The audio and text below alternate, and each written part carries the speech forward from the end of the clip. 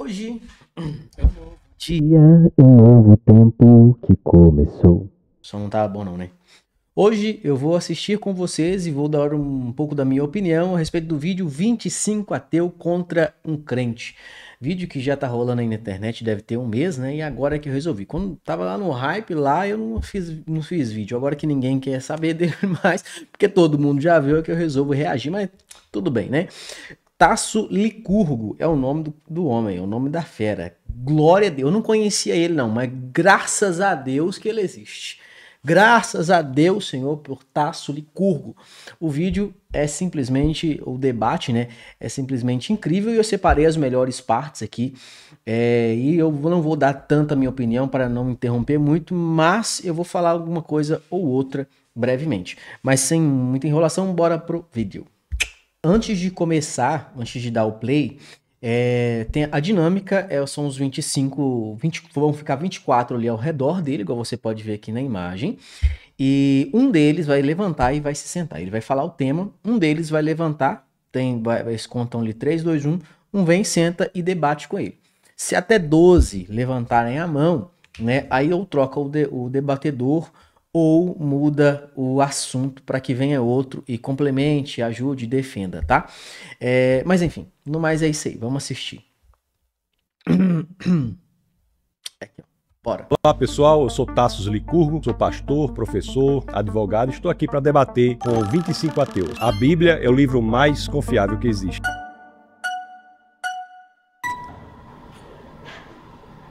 Tudo bom? Olá. Seu nome é? Beto. Prazer, Beto. Prazer. Tassos. A Bíblia é o livro mais confiável que existe. Porque na minha cabeça, qualquer um pode simplesmente escrever um livro, dizer que foi iluminado por alguma coisa e as pessoas acreditarem, né? E documentar de alguma forma, né? Eu acho que falta provas palpáveis pra gente poder dizer que a Bíblia é o livro mais confiável, né? Eu posso lhe apresentar algumas. A Bíblia é um documento. São 66 livros, 39 do Antigo Testamento, 27 do Novo, escritos por cerca de 40 autores. 31 dos 40 escreveram os 39 do Antigo Testamento, 9 dos 40 escreveram os 27 do Novo, num período de 15 séculos. Quando nós analisamos, são pessoas de repertório, backgrounds totalmente diferentes. Nós tínhamos pescadores como Pedro, reis como Davi, tínhamos filósofos treinados da mais alta envergadura, como é o caso de Paulo. E quando nós olhamos em 15 séculos, você tem um argumento extremamente consistente. E não é só isso. Um livro é confiável nos critérios que utilizamos na academia quando ele traz elementos no texto que podem ser investigados. A base do cristianismo, de acordo com Paulo, na primeira carta aos Coríntios, no capítulo 15, no verso 14, é um fato que não apenas se pretende verdadeiro, mas também é investigável. Quando ele diz que Cristo não ressuscitou, é vã nossa fé, é vã nossa pregação. Então veja que a base histórica do cristianismo é um fato que é público, a ressurreição pública de um homem. Existe na academia muitas pessoas que dedicam a vida. Uma pausa aqui rapidinho, só uma observação.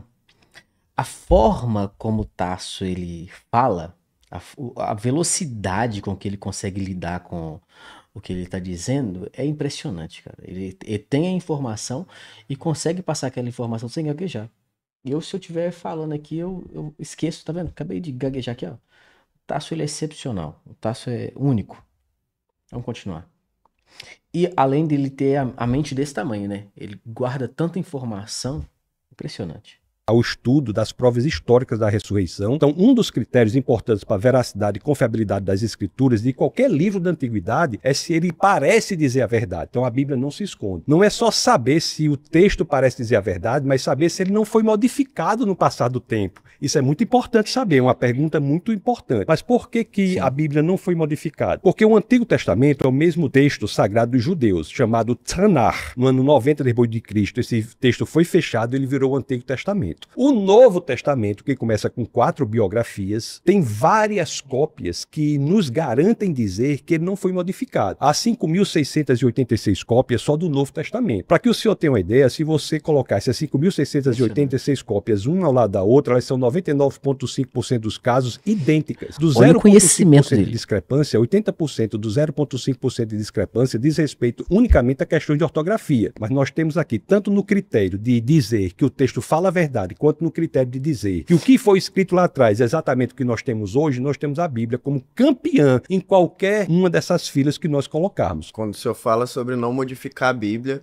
a gente tem como exemplo aí, um exemplo grande, é a Bíblia protestante e a Bíblia católica, né? Qual que foi o critério usado para simplesmente descartar alguns livros que tinham, que não pode modificar? A relevância não está nas pessoas, a relevância está no texto. O que nós podemos analisar é o documento que nós temos, é isso que nós estamos fazendo. Eu estou dizendo que a Bíblia é o livro mais confiável que existe. A relevância está no texto. Tanto é assim que se nós encontrarmos, eu creio fortemente e veementemente que isso não irá acontecer. Mas se nós encontrarmos, por exemplo, uma carta escrita por Paulo, essa carta escrita por Paulo não vai ser acrescentada à Bíblia. Tem livros na Bíblia que nós não sabemos nem quem é o autor. O livro de Hebreus, por exemplo. Isso é interessante, nós não sabemos quem é o autor. Então você veja que a relevância está no texto. O que eu estou colocando aqui são elementos de extrema relevância que dizem respeito ao texto, independentemente do que a pessoa pense em relação ao autor. Não é o autor. Ó, já 6 pessoas levantaram a mão, daqui a pouco eles vão trocar. Só uma observação aqui, que às vezes vocês estão concentrados lá no debate, né? Mas o que ele falou que é super interessante, ó. Ele falou que se for encontrada uma outra carta escrita por Paulo, ela não será acrescentada aos 66 livros da Bíblia. Você concorda com isso? Porque tá fechado, né? Se for uma garantia de que foi Paulo que escreveu, se tiver certeza, você defende para colocar ela na Bíblia ou o que você vai fazer? Porque, né, nós defendemos que o cânon tá fechado. Vamos continuar aqui. 6 pessoas já levantaram a mão. Que tem a garantia da confiabilidade do texto, mas é o texto em si, pelo que nós analisamos hoje, pela confiabilidade que nós temos, que ele é o mesmo que foi escrito lá atrás, que nos dá essa garantia que ele é muito mais confiável do que qualquer outro livro escrito na história da humanidade. Muito obrigado pela interação. Tudo bem, pastor? Como é que vai, senhora? Vai bem? Vou bem. Senhora? Flávia. Essa mulher, a Flávia, gente, é de dar dó. Eu nem ia deixar ela aparecer, porque eu selecionei os melhores. Mas é que é tão bom ver ela falando. Tadinha. Vamos lá. Flávia, tudo bem, Flávia? Diga, Flávia. Um prazer. Então, o que pega na Bíblia é o seguinte: tem 20 livros que foram excluídos que fala sobre Lilith e fala sobre um Deus muito mais perverso, muito mais obstinado. Como é que a gente vai confiar num livro que excluiu 20 coisas pra gente não ter o conhecimento e discernimento?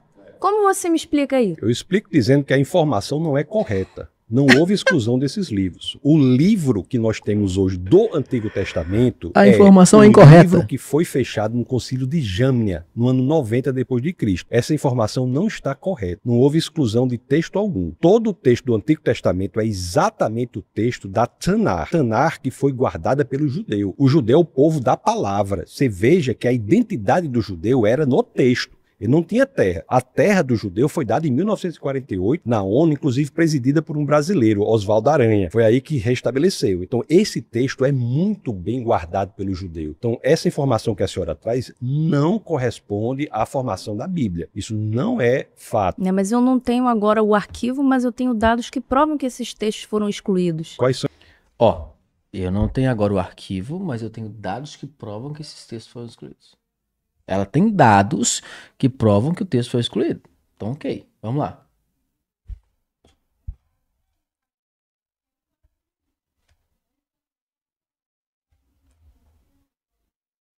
Esses dados, qual é o arquivo? Eu tenho que procurar para poder ver, mas eu sei. É muito importante que a senhora traga. E outra coisa, como a gente vai ter confiabilidade? Porque se você olhar uma Bíblia protestante e uma Bíblia católica, cada palavra ali é tendenciosa para uma coisa. Na verdade, a palavra não tinha que ser uma coisa só. Só que se você analisar as duas Bíblias, tiver essa curiosidade, tem coisas escritas de uma forma que dão tendência para você entender uma coisa e da outra. Não devia ser uma coisa. O Tasso já vai responder ela. Mas olha só, ela tá falando com um cara que estuda a Bíblia no original. Ó a resposta dele. Significada, já que você falou que é do Tanar, Por que que não é? A senhora pode ler nos originais. O Antigo Testamento é escrito em hebraico com algumas partes em aramaico, o Novo Testamento é escrito em grego. Talvez a senhora esteja falando de traduções. Não estou me referindo às traduções. Eu leio, por exemplo, nos originais. A senhora pode ler em hebraico o Antigo Testamento, algumas partes em aramaico, o Novo Testamento em grego. Basta aprender essas línguas que essa sua preocupação, que é legítima quanto a eventuais erros de tradução, é superada. Os originais existem. Assim, não os originais, mas o que estava nos originais por meio das 5.686 cópias, no caso do Novo Testamento em grego, por meio das inúmeras cópias no hebraico, existe. Basta ler o original. Muito obrigado. O segundo tema é: o cristianismo é responsável pelo avanço da humanidade.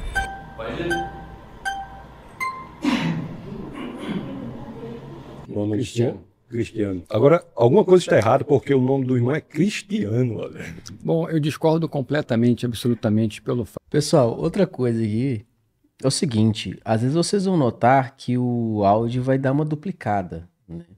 Parece que é o meu, não é o meu. É lá, tá? No original deles lá. Não é meu, não. Vamos continuar. Cristiano. Ele é cristiano, mas é ateu. Legal. O fato de que eu não acho que o cristianismo seja responsável pelo avanço da humanidade, muito pelo contrário. Existe algo de retrógrado nesse sentido. Eu confio muito na ciência, na verdade. De acordo com a nossa conversa, qual a narrativa que o senhor teria em relação a esse processo de desenvolvimento da humanidade em cima do cristianismo? Se o senhor quiser falar em relação à ciência, nós podemos falar em relação à ciência, ou talvez em outras áreas. Mas só em relação à ciência, para o senhor ter uma ideia, a ciência moderna, ela só aparece de forma relevante em países de matriz cristã. As maiores e melhores universidades do mundo foram iniciadas como escolas de discípulos cristãos. Eu vou citar alguns exemplos: Harvard, Princeton, Yale, Cambridge. Para você ter uma ideia, o lema original da Universidade de Harvard, inclusive, que é a maior e melhor. Sabe por que isso acontece? Porque que os países aí como Inglaterra, Alemanha, Estados Unidos têm as melhores faculdades e essas faculdades terem pelo menos começado como faculdades cristãs, como por exemplo a de Harvard. Sabe por que isso acontece? Por que o conhecimento parece que é maior? Porque somente no cristianismo os estudantes, os cientistas, os pesquisadores têm uma real liberdade de questionar. Quando você questiona, é quando você aprende, porque você coloca em dúvida. Agora você vai lá para o Irã, que está tentando desenvolver armas nucleares. Eles precisam de outros cientistas. Por quê? Porque na religião deles, eles não podem questionar. Claro que eu estou falando aqui a grosso modo, né? Mas o cerne da questão é esse. Você não pode questionar. Opa, isso aqui, será que foi Deus? Será que Deus existe? Entendeu? No cristianismo você pode questionar. Não quer dizer que você vai para o céu, mas você pode questionar. Vai lá, continuem a discussão. Universidade do mundo é verdade para Cristo e a igreja. Então, a ciência se desenvolve também diante de uma perspectiva, de um pano de fundo filosófico que é judaico-cristão. Qual é o pano de fundo filosófico da possibilidade de desenvolvimento da ciência? É que a empreitada científica, que é o intuito de encontrar padrões de inteligência no mundo, pressupõe que o mundo é organizado inteligentemente. E, portanto, por uma mente inteligente. Isso é da ciência, mas nós podemos falar em vários avanços em outras áreas também, se o senhor quiser. Mas eu não consigo associar ciência e cristianismo. Para mim, cristianismo é algo que se tornou durante o tempo algo muito enfraquecido de acordo com a postura de variadas plataformas que a igreja veio se transformando no decorrer dos anos. A ciência é exata. Então, consequentemente, quando você fala em Harvard, eu acho sensacional, mas quem me garante que o diretor seja cristão, ele queira impor essa natureza cristã dentro de uma faculdade? O que eu não acho muito interessante é quando você vai num tribunal e tem Jesus crucificado. Tem pessoas neutras ali. Eu, particularmente, eu tenho outras questões de religião, como o budismo. Aquilo, para mim, é muito fora do que eu penso em relação à neutralidade de um local assim que você está julgando com pessoas inteligentes, tem um advogado, tem um réu, tem um advogado de defesa, tem de acusação, etc. Então, assim, existe uma tendência,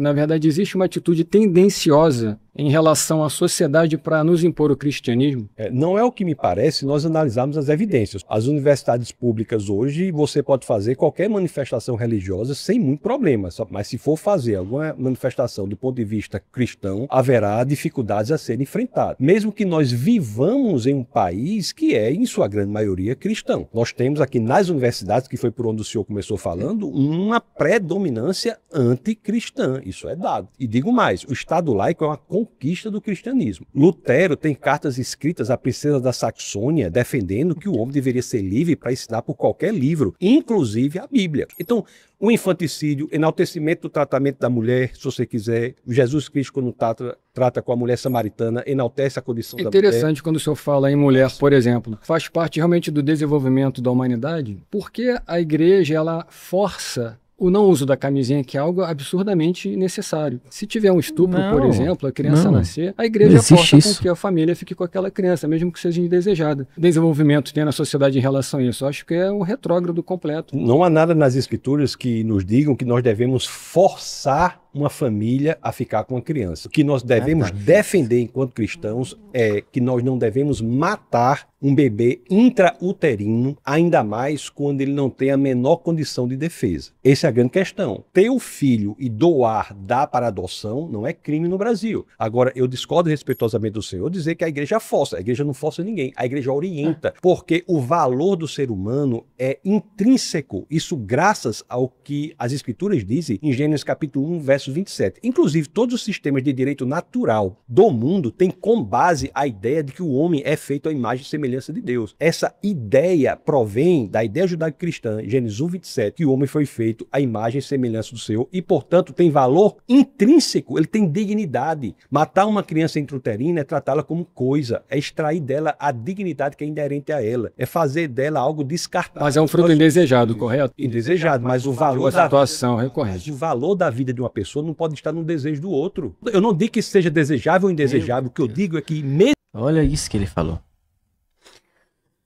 O valor de alguém não pode estar condicionado ao desejo de outro.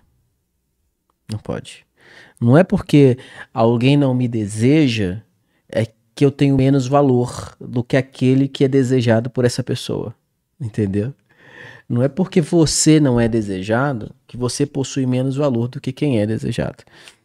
A mãe está gerando criança que não foi esperada, que não foi desejada, certo? E ela vai ter menos valor do que uma criança que foi planejada? Não. Todas têm o mesmo valor. E esse cara, infelizmente, né, tá lá de cá, falou que a igreja obriga as pessoas a ficarem. É a igreja que ele foi, né? E eu não conheço na igreja nenhuma assim. Mesmo que indesejável, isso não é suficiente para nós matarmos uma criança indefesa. É que não existe uma flexibilidade, então por isso que eu acho que é um subdesenvolvimento da própria atitude da igreja relacionado a comportamentos nossos. Porque o cristianismo é necessariamente a força motriz de todo o planeta Terra. É, né? Porque construiu a base da mais livre, mais próspera e mais importante civilização da história da humanidade, que é a civilização ocidental. Em qualquer outra civilização é barbárie. Antes o cristianismo era barbárie.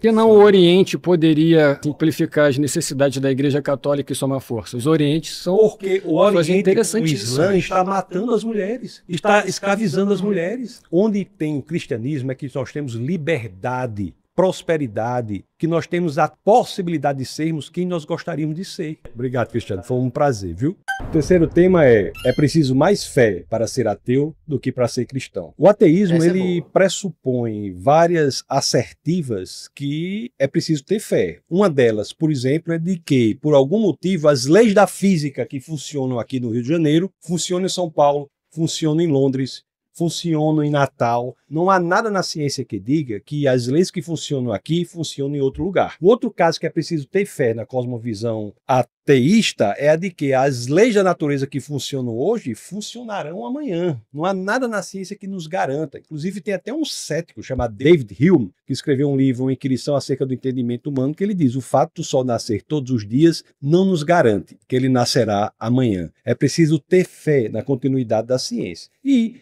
é preciso ter fé também na existência por acaso da vida. Você veja que a vida, por mais simples que ela possa parecer, ela é extremamente complexa. Nós temos cerca de 100 trilhões de células, mas se você pegar um organismo unicelular, como é o caso de uma ameba, por exemplo, a ameba ela não é um organismo simples. Se você pegar só o DNA dessa ameba, o DNA é um alfabeto de 4 letras, não é? A T, C, G tem informação equivalente a 1000 volumes de uma enciclopédia. Na visão de mundo ateísta, você tem pressupostos que não são racionais para defender essa visão de mundo. É isso que eu quero dizer. A fé do ateísmo é necessária para a manutenção da cosmovisão ateísta. É isso que eu quero dizer. E a fé na visão de mundo cristã, a meu sentir, exige a razão. Meu papel é colocar uma ideia para que nós coloquemos as ideias sobre a mesa, né?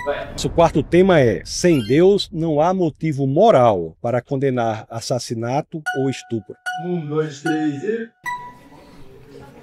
Sem Deus não temos. Com Deus temos. Sim, Deus é a base, a fonte de toda moralidade. Graças à existência de uma fonte moral objetiva é que nós temos a dimensão do que é certo, errado, justo, injusto, bom ou mal. E como você pode dizer o que é certo e o que é errado? Tanto que as cruzadas dizem que todos lutaram ao poder de quê? De Deus. Estamos lutando em nome de Deus. Então, se o lado A fala que está lutando em nome de Deus e o lado B diz que está lutando em nome de Deus, quem está certo? Mas por que isso seria um problema para o senhor se Deus não existe? Por que a sua sensação de que isso é errado existe? Se não há uma fonte objetiva de moralidade, qual é o problema em torturar uma criança? Diante da sua visão de mundo, por que o senhor se insurge contra a injustiça? Com base em quê? Consciência. A consciência tem base em quê? Na evolução? A consciência tem base no que você vê, no que você sabe que é certo e no que você sabe que é errado. Por que? Vamos lá. Só para vocês se inteirarem aqui e se guiarem aqui naquilo que vai ser falado. O que o debatedor ateu não consegue entender é que toda moralidade tem que partir de uma moralidade primária. Ou seja, né? Se eu acender a luz daqui agora, ó, vou acender a luz. Né? Cadê? Ó, acendi a luz. Ficou melhor? Ah, não ficou, não ficou. Tem problema. Não interessa se a luz aqui é boa ou se a luz é ruim. O que interessa aqui é o seguinte: houve uma causa primária que fez com que a luz se acendesse. Que foi o quê? Eu clicar ali no apagador, certo? O que ele não consegue entender é isso. Ele fala, ah não, eu julgo de acordo com a minha consciência. O que eu estou fazendo é de acordo com aquilo que eu penso. Só que a questão é, por que você pensa assim? Por que você acha que isso é bom? Não, eu acho que isso é bom porque... Ele pensa, parece que o raciocínio dele não consegue compreender que a sensação... Vamos colocar sensação, porque às vezes não seja moral. Porque a sensação de moralidade, né, que ele possui, a sensação de ser uma pessoa boa, a sensação de estar fazendo o que é certo, provém de algo anterior a ele. Seja o pai dele que tenha ensinado, seja uma professora de escola, seja um filme que ele assistiu e aprendeu a ser uma pessoa boa, seja um livro que ele leu, não importa. Seja um amiguinho de 5 anos brincando na rua, ou se ele aprendeu a ser uma pessoa boa aos 30 anos, não interessa. Houve uma moralidade anterior a toda moralidade, entende? Quando chegaram em uma aldeia, se eu não me engano aqui no Brasil, eles matavam os bebês que nasciam deformados, enterrando, cavavam, jogavam terra e iam pisando até o bebê morrer. Entende? Isso para eles era normal. Seres humanos, como esse cara que tá aí, como eu, como você. Então quem ensina moralidade? É isso que não entra na mente dele. Porque o pai e a mãe ensinam moralidade, mas quem ensinou o pai e a mãe? Os avós? Quem ensinou os avós? Os tataravós? Aí você vai retrocedendo na linha na linha genealógica, e aí você vai chegar em um primeiro que teve que ensinar moralidade. É isso que ele não consegue entender. Vamos lá? Continuar assistindo aqui.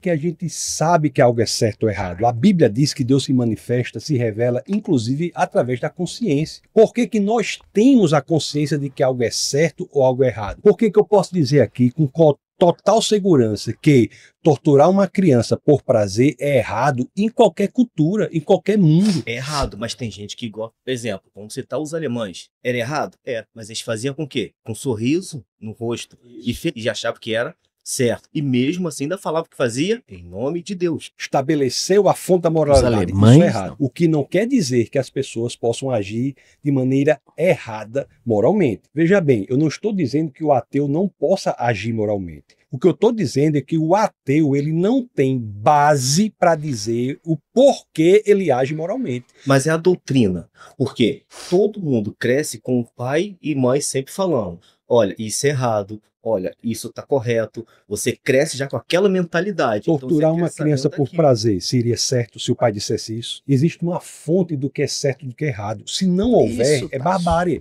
Tanto faz eu matar, triturar uma pessoa quanto alimentá-la, se não há uma fonte de moralidade. Veja bem, se existe algo que é mal objetivamente, é porque existe algo que é o bem objetivamente. E se há o mal ou o bem, é porque existe uma lei moral objetiva a partir do qual você consegue diferenciar o bem do mal. E se há a lei moral objetiva a partir da qual você consegue diferenciar o bem do mal, é porque existe um legislador moral objetivo que é Deus. Se existe Deus com essa legislação moral, porque ele mesmo que sabe de tudo, ele criou as coisas à sua imagem e semelhança, deixou que o mal aparecesse. Porque ele deu um livre-arbítrio. É a possibilidade de você amar ou não. Você pode até forçar uma pessoa a se comportar como se o amasse, mas o senhor não pode forçá-la a amá-lo verdadeiramente. Mas no momento... Para uma pessoa amar, ela tem que ter a possibilidade de não amar. O livre-arbítrio é um pressuposto lógico do amor. Uma pessoa não pode ser forçada a amar. Ela tem que ter a possibilidade de não amar. Mas o livre-arbítrio, ele não quer dizer você tem liberdade de fazer o que você quiser. Eu não tenho liberdade de voar, eu não tenho liberdade de passar por uma parede. Né? Como vocês mesmos falam, Deus diz,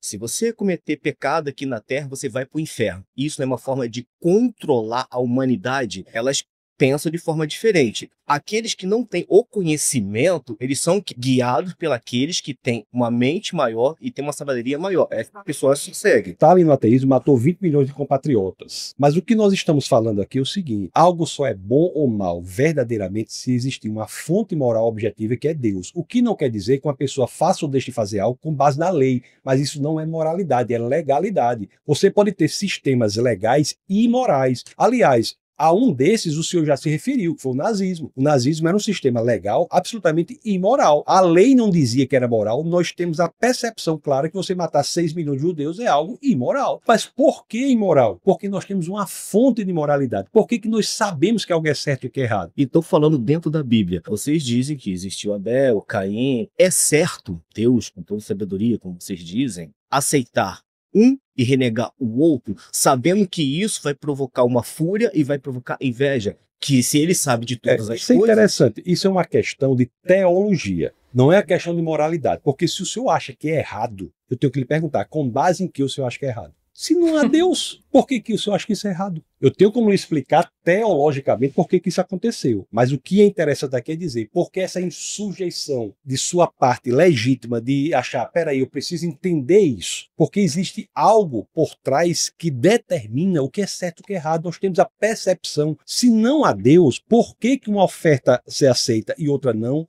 É errado. De conhecimento. Seja do que for, mas por que o senhor acha que é errado? Sempre procuram saber o porquê. Porque uma pessoa chegar e falar assim, isso aqui é certo, e todo mundo seguir, é muito fácil. Agora, se uma pessoa discorda de uma opinião de alguém, ela é condenada. Opa, vamos caçar, vamos prender. Onde menos acontece isso é no cristianismo. Vá fazer uma passeata gay na Rússia, na China, para ver o que acontece. Vá fazer uma passeata gay num país islâmico, para ver o que acontece. Só existe parada gay, por exemplo, em países de matriz cristã. E por quê? Porque é a visão de mundo mais tolerante que existe. Sim, as pessoas são livres. Ser livre não quer dizer que é certo. Quer dizer que as pessoas têm a opção de fazer o que quiserem. Mas se fazer o que quiser, vai sofrer consequências. Não, consequências não. As consequências naturais que qualquer pessoa tem de suas decisões. O único lugar no mundo que existe a verdadeira liberdade é o cristianismo. Mas se Deus ama todo mundo como a si mesmo... Muito bom, valeu. Obrigado. O quinto tema é: o cristianismo é a visão de mundo mais tolerante que existe.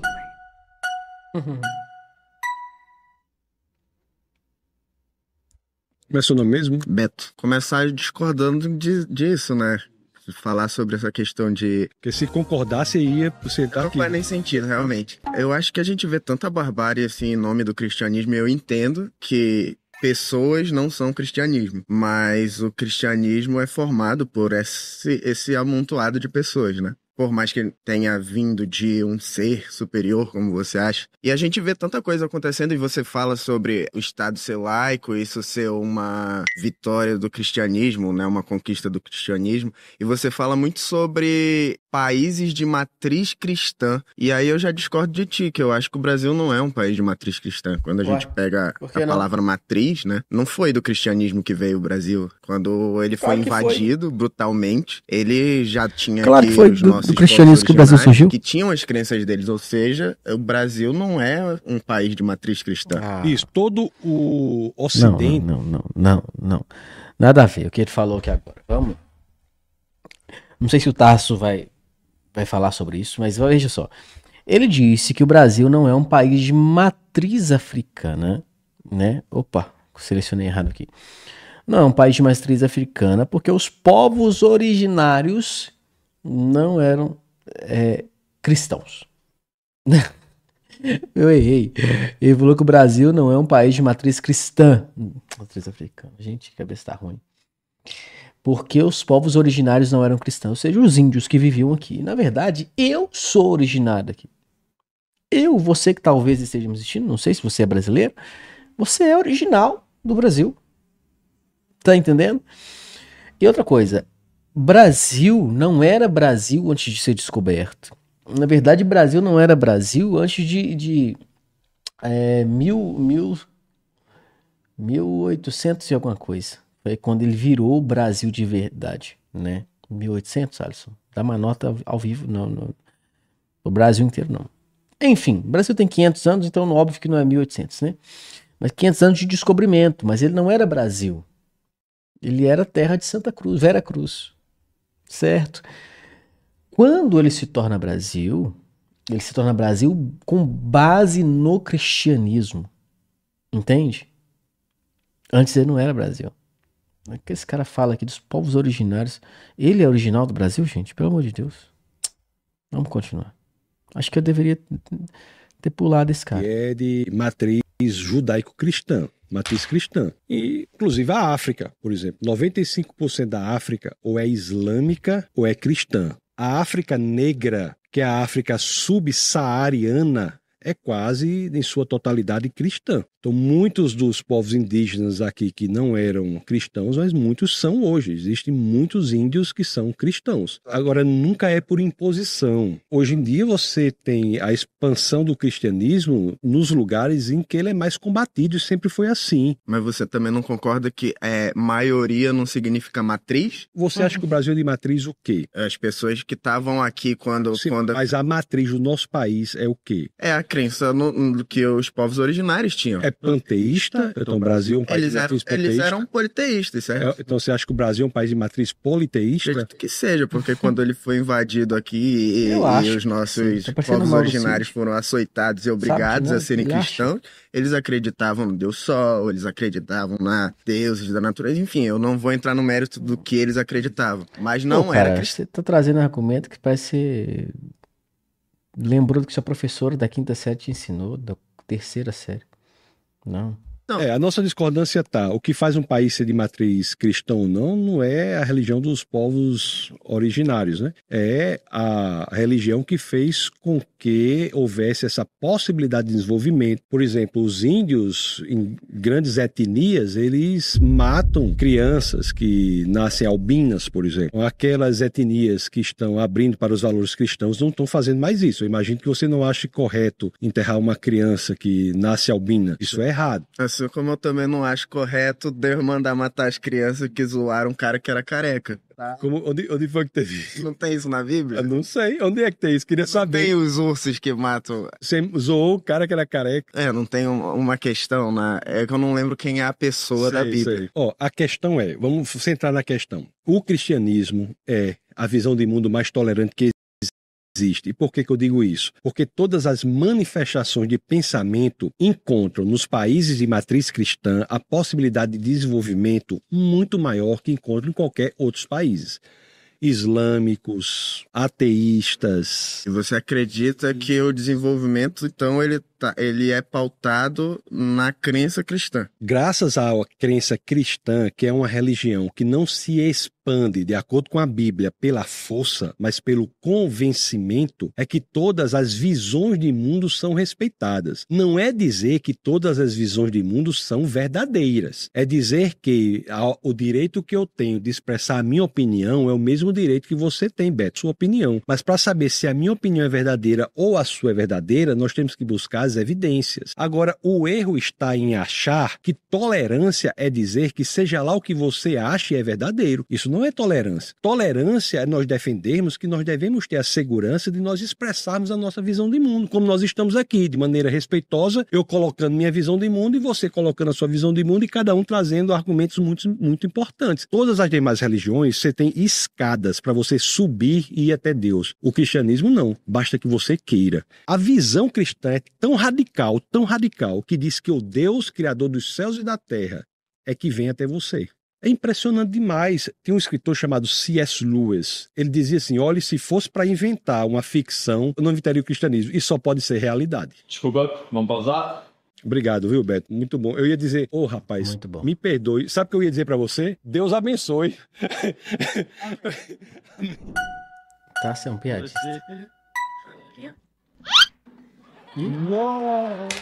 Esse cara aí, ele é engraçado, Prazer. ele é bom. Prazer. Cássio. Eu sou uma pessoa que eu passei por algumas religiões, né? Só nunca peguei as religiões do Oriente, porque eu nunca viajei pra lá, nunca... Mas de todo um pouco eu li alguma coisa. A Bíblia em si, ela é um livro montado. Veio lá da época lá do Constantino, que era credor de um deus pagão. Claro que é montado. Nós não era vivo na época pra dizer se era ou não era. Em termos de caráter... Deixa eu só responder essa situação. Deixa eu só terminar. Em termos de caráter, vai de cada um. Se tu quiser matar, se tu quiser ir pro crime, se tu quiser fazer alguma coisa errada, isso é intolerância sua ali. É uma tolerância sua ali. A Bíblia em si, eu já começo a derrubar ela porque ela não é um livro sagrado. Ela é um livro montado. Ela é um livro onde o Deus do Velho Testamento é um Deus invejoso, é um Deus ciumento, é um Deus que... Você está pressupondo que Deus existe, né? Não. Porque Deus pode existir e não ser da forma que você gostaria que ele fosse. Então me prove Deus. Me prove Jesus que está voltando até hoje, mas não sei de onde ele saiu, que até hoje ele ainda não chegou. É muito importante, porque muita gente diz assim, Deus não existe porque Deus não é assim, não é assim, não é assim. Acontece que Deus não é da forma que nós gostaríamos que ele fosse. Assim como você não é da forma que eu gostaria que você fosse, ou eu não sou da forma que você gostaria que fosse. Imagine você dizer para sua esposa, uma pessoa dizer para a esposa assim, ó, eu só amo você se você for da forma que eu gostaria que você fosse. Isso é extremamente desrespeitoso para a esposa, o que dizer em relação a Deus. Então, o fato de você identificar um Deus, que é um problema de teologia, você identificar um Deus que não é da forma que você gostaria que ele fosse, nem de perto é uma prova para a inexistência de Deus. Não, eu não cheguei na minha pergunta final. Não, o que eu gosto é assim, são objeções as suas objeções, como a de todo mundo que chegou aqui, são objeções do coração, cara. O sexto e último tema é Deus criou o universo. Lá vai ele de novo. Então, prazer, Cássio. Tassis. Então, a minha pergunta é simples. Dentro da Bíblia, como vocês denominam ela ser um livro sagrado, que para mim ela não é, aonde o Deus do Velho Testamento, lá de Gênesis, é um Deus mentiroso, pagão. Mas Deus criou o universo? Isso. Não, eu vou chegar lá. E um Deus assassino, né? E um Deus covarde, que como ele tem um poder, ele é o majoritário, ele pode tirar nossas vidas. Para ele ser tudo isso, cara, ele tem que existir, isso. Cara. Deixa eu só terminar a minha pergunta para você entender. Mas para ele ser tudo isso, ele tem que existir, isso, cara. Calma. Você não existe, senão você não vai entender. A Bíblia, o Deus deturpado, que alguns religiosos, a maioria hoje, é da intolerância, pregam o Deus do Velho Testamento, um Deus ruim. Quando passa a metade da Bíblia para o Novo Testamento, esse Deus, ele se torna um Deus de amor. O Deus, ele mudou, entendeu? Antes, ele era um Deus covarde, um Deus ciumento, e um Deus mentiroso. Então, como você me explica esse Deus, a diferença desse Deus Bom, dentro em da primeiro Bíblia, lugar, entre aspas, que é sagrada, entre A aspas? Bíblia revela um Deus do Antigo Testamento que se revela progressivamente até o Novo Testamento. A Bíblia não tem contradições aparentes para as quais há solução. E, segundo lugar, 95% da sua fala pressupõe a existência de Deus. O seu problema não é de ateísmo ou teísmo, é um problema de teologia. Você está tentando entender quem Deus é, através da revelação que é a Bíblia. Então, quando nós entendemos que a Bíblia é a revelação de Deus, através dela e do estudo das Escrituras, nós vamos saber quem Deus é. Em relação à criação do universo, aí realmente é impressionante. Existe um verbo em hebraico, que é o verbo bara. No capítulo 1 de Gênesis, só aparecem 3 situações. Gênesis 1:1, 1:21 e 1:27. 1:27 é a criação do homem, 1:21 é a criação dos animais almáticos e 1:1 é a criação do universo. O Gênesis 1:1 diz assim: no princípio Deus criou os céus e a terra. Você veja que essa tese com o uso do verbo bara é uma tese revolucionadora. Por quê? Porque o verbo bara é criar, mas não é criar de qualquer maneira. É criar a partir do nada. Muitas línguas antigas faziam uma distinção entre esses dois tipos de criar. Em latim tem criar e crear. Em hebraico tem também, que é bara, que é criar a partir do nada, e assar, que é criar a partir de algo que já existe. Um pintor, por exemplo, exerce uma função de altíssima criatividade, mas não é bara. Por quê? Porque ele cria a partir do que já existe. A tinta, o pincel, o quadro, a tela. Então, bara é criar a partir do nada. Veja que a ordem é interessante, ó. Princípio, tempo, céus, espaço, terra, matéria. O tempo pode existir sem o espaço, mas o espaço pressupõe a existência do tempo. Isso, a ciência explica isso. Explica isso. A matéria pressupõe o espaço. Essa tese de que tudo veio existir a partir do nada, ela ficou única da Bíblia por mais de 30 séculos. Todos os demais livros diziam que o universo existia desde sempre, até que, em meados do século passado, por exemplo, a ciência se rendeu à Bíblia, ao dizer que o universo veio existir a partir do nada. Ou a teoria do Big Bang, que a gente está falando de origem do universo aqui, é a rendição da ciência à teologia. A teoria do Big Bang, quando vem dizer, como as escrituras estavam dizendo há mais de 30 séculos, de que o universo e tudo que existe veio existir a partir do nada. Peraí, Cássio, desculpa. Dá pausa ali, por favor. A maioria levantou a mão. Cássio, obrigado, amigo. Uma coisa interessante que o Tasso falou, eu gostaria de ponderar com vocês, é o seguinte: ele falou que, e isso é legal da gente observar, ficando ruim. Ele falou pra ele assim: olha, você tem um problema de, não é nem de acreditar na existência de Deus ou não, é de entender quem ele é. Aí ele diz assim: olha, isso é um problema teológico que se resolve estudando a Bíblia. E o ponto que eu quero frisar para vocês é que ele diz: Deus da Bíblia começa a se revelar no Antigo Testamento. Não é que ele se revela totalmente no Antigo Testamento, ou totalmente em Gênesis, totalmente em... Não, ele começa a se revelar e só termina de se revelar no Novo. Claro que eu não estou dizendo que Deus está totalmente revelado, porque a sua plenitude só será manifesta para os salvos lá no céu, né?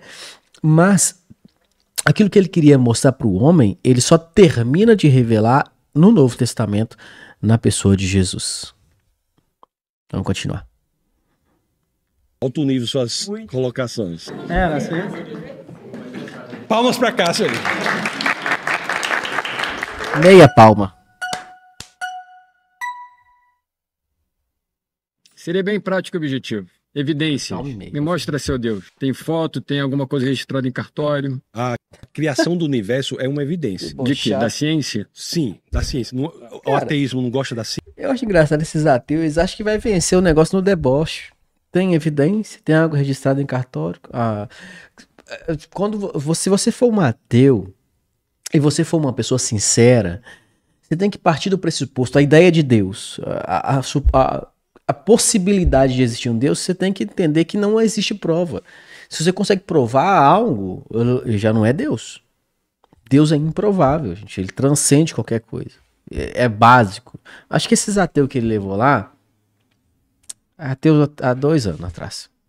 ciência. Então, é uma evidência da ciência. Eu vou dizer para você. Com a teoria do Big Bang, que inclusive foi criada por um padre, você sabia? O propositor do Big Bang foi um padre, Georges Lemaitre. Temos a ideia pela ciência de que a matéria, o espaço e o tempo vieram a existir a partir do nada. Se a matéria, o espaço e o tempo vieram a existir e não existiam, é porque a causa da matéria não pode ser material, porque matéria não existia, ela é imaterial. Mas foi Deus quem criou isso tudo? Deixa eu lhe dizer a evidência de que Deus, eu estou respondendo exatamente, objetivamente o que você pediu. Eu só quero saber se Deus criou isso. Eu posso dizer sim e tudo bem, mas se você quiser uma explicação, aí eu tenho que elaborar. A teoria do Big Bang não diz que a matéria veio a existir a partir do nada, então a causa é imaterial, portanto espiritual. O tempo não veio a existir a partir do nada, então a causa é não temporal, capaz de ver o futuro que livremente nós decidimos, porque a causa está fora do tempo. O espaço não veio a existir a partir do nada, então a causa é não espacial, portanto infinita. Então você veja que espiritual, atemporal, infinito são características de Deus. Outra coisa, viu? O universo não existe de qualquer forma. Você sabe que existem 122 características que são milimetricamente sintonizadas para que a vida na Terra seja possível? Sim, essas 122 características podem existir, mas nada me convence de que tem um Deus lá em cima, gente boa demais, que criou Mas isso não tudo. pode existir por acaso. Por que não pode existir por acaso? Porque a chance de você alinhar 122 características por acaso é de uma chance em 10 elevado a 138.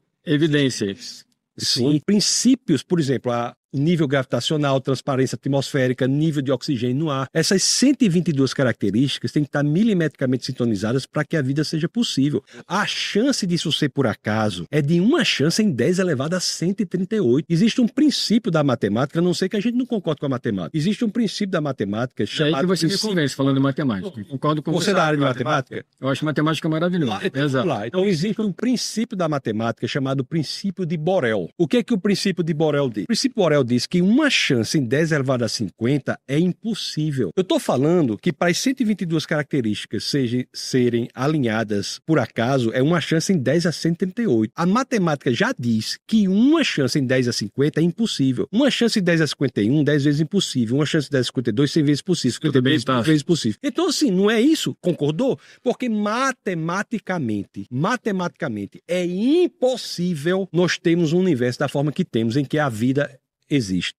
Exatamente. Então, assim, sua verborragia é muito interessante, muito bonito, só que você não me explicou exatamente. Verborragia, eu acho Ai, verborragia. Tasso ficou bravo. um termo tanto agressivo. Eu estou lhe mostrando aqui argumentos com base nas evidências e na matemática. Sim, claro. Eu acho que verborragia É uma expressão. Pô, o cara falou que até que concordava, depois fala que o Tasso tá fazendo verborragia. Verborragia seria falar demais. Pra você sintonizar a palavra, pensa em hemorragia, quando se jorra muito sangue. Ou quando você tá de caganeira e dá. Como é que chama? Ixi, esqueci. Já de uma agressividade desnecessária. Não foi isso que eu queria dizer. Foi uma expressão, assim, de uma forma, não é radical, mas uma forma expressiva que você quer me dizer isso. Onde Deus entra nisso tudo? Aí que eu quero chegar, porque quando me apresentar essa figura, me apresentar o cristianismo, eu era criança, eu pensei, poxa, mas isso não tem muito fundamento, entende? É aí que eu quero chegar. Mas a sua experiência pessoal... Essa minha expressividade de dialogar com você é essa questão que a gente está aqui, né? Por que essa vertente de que tudo é voltado só para o cristianismo, esse comando, essa liderança no mundo? Por que não existem outras possibilidades de nós conversarmos e aquele estilo de vida, aquela outra religião também é legal, que a gente pode somar.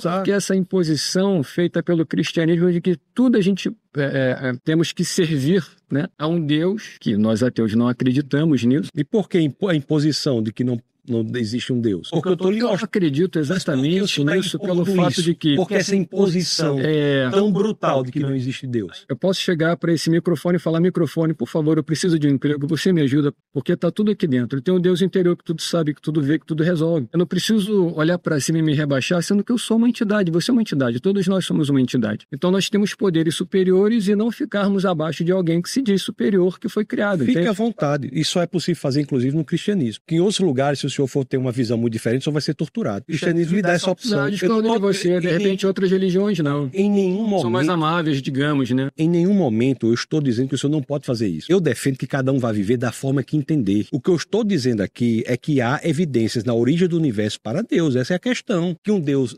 imaterial, portanto espiritual, não espacial, portanto infinito, atemporal, portanto capaz de ver o futuro que livremente você decide, extremamente poderoso porque criou tudo a partir do nada e ainda digo mais, extremamente inteligente porque alinhou essas 122 características para que a vida fosse possível. Porque então essa é uma evidência de Deus. Daishonin, que foi quem criou o budismo, ele não é tão importante quanto Deus, por exemplo. Cadê as evidências? Cadê as evidências que Deus existe, por exemplo? Até agora você não me mostrou nada. Mas o que eu estou lhe dizendo, o que é que a cosmologia... O que é que a cosmologia contemporânea diz? Vou dizer novamente, portanto infinita, imaterial, portanto espiritual, atemporal, portanto capaz de ver o seu futuro. Sim, exato. Decide, extremamente poderosa, porque criou tudo a partir do nada, extremamente inteligente, porque alinhou as 122 características. Isso são evidências. Tem um lance interessante assim, Gandhi fez tanto sobre a Terra, Madre Teresa de Calcutá, até os grandes esportistas, por exemplo, eu adoro o Michael Jordan, para mim ele é uma entidade. Isso tem a ver com a origem do universo. Por exemplo, você vê o Ayrton Senna, o Kelly Slater no surf, os caras que fizeram diferença na humanidade. Eu acredito nas pessoas que fazem diferença na humanidade, porque eu posso me espelhar neles. A Serena e a Venus Williams, que são as tenistas, as primeiras negras a ganhar o Wimbledon, o Grand Slam, etc., ganharam vários, elas são seres superiores, porque elas saíram absolutamente do nada e ficaram, assim, como celebridades. Nós tivemos um presidente então, acho que é legal. no Brasil, 100 anos antes de Obama, quase, né? 1910, Nilo Peçanha, presidente negro no Brasil. Os escritores brasileiros, por exemplo, sabe, fazem uma diferença. A gente pode falar sobre isso. Se quiser abandonar a questão do universo, não tem problema. A gente fala sobre outros temas, literatura. Não, é que eu estou querendo fazer uma comparação da criação do universo com Deus. Eu estou colocando pessoas aqui que se transformam como seres superiores que podem chegar até a existência de Deus, entende? Mas o Michael Jordan, eu acho que ele é uma entidade. Eu acredito no ser humano. Eu não acredito numa pessoa que fica lá em cima que falaram para mim que é onipresente, que é sensacional. Fica à vontade, né? A pessoa pode crer Essa é a nossa questão. Quiser. Eu sou a favor que a pessoa crê no que ela quiser. Mas o que eu estou falando aqui não é nada com base no que eu creio. Eu não usei nenhum momento aqui. É assim porque eu creio. Vocês viram falando isso? É assim porque eu acho. É assim porque eu tive essa experiência. Nenhum momento eu falei isso. Eu estou lhe dando evidências da cosmologia contemporânea. Agora, se eu tenho uma experiência pessoal subjetiva de vida, de crer que Michael Jordan vai virar Deus, não sei o quê, fica à vontade. A Serena Williams, inclusive 2 atletas de quem eu gosto muito, embora eu prefira Larry Bird, que conseguia jogar sem pular. Podemos falar sobre basquete daquela época, mas se for falar sobre o universo com bases em evidências, não que eu creio, eu não tenho nenhuma crítica à sua crença pessoal. Agora me falaram, quando eu era criança, tinha um carinha lá em cima de barba branca, com um avental branco, etc., com uma sandália de hippie. Falou assim, a causa é imaterial. Ele pegou umas pedrinhas e jogou no universo e fez Saturno, fez Plutão. Eu falei, puta, não é possível que alguém tá me contando essa história, entende? Isso não tá na Bíblia, né? Não, claro que não. Isso tá nas vozes da minha avó Manuela, que me apresentou o catolicismo. Eu falei, não é possível. Mas fez em amor, né? A nossa questão aqui é entrar num consenso a partir disso, entende? Não é que a gente esteja inexpressivamente, assim, atuando contra alguma coisa. Mas a gente quer entender por que existe esse pensamento por parte de vocês. Não é que nós sejamos uma outra classe social mais desenvolvida, menos desenvolvida. Pois é. Ok. Acabou, né? Traz uma cerveja aí, por favor. Agora, 2 candidatos a ser Deus, Michael Jordan e Serena Williams, é um dos maiores mesmo, na minha opinião. Olá, pessoal, eu sou o Tasso. O Tasso é o cara do momento no cristianismo. Eu assisti um podcast com ele e o César Cavalcante, eles dois conversando, debatendo com 2 ateus, né? E o Tasso é cirúrgico, o Tasso é excelente, conhece muito a Bíblia, né? No original e no português também, óbvio, né? Muito bom. Esse último debatedor aí que conversou com ele, confundiu muitas coisas, né? Falou de Michael Jordan e etc. Algumas pessoas que fizeram coisas maravilhosas, né? E essas transcendem. Falou que ele poderia orar pelo microfone, não ia adiantar nada, porque o poder está dentro dele. Algo que parece infantil demais para negar a existência de Deus. Mas, né? É isso aí. Esse foi o vídeo de hoje. Eu vou deixar aqui no link, o link na descrição. Tá vendo? Eu não duraria 2 minutos com 20 ateus. Eu não duraria. Eu gaguejo. Então eu vou deixar aí no link De novo, eu vou deixar aí na descrição o link que vai te mandar para o vídeo original, onde não haverá as minhas interrupções, beleza? Deixa aí sua opinião, deixe seu comentário, seu gostinho, se inscreva no canal, não se esqueça de se inscrever no canal, isso ajuda bastante e até a próxima. Fica com Deus.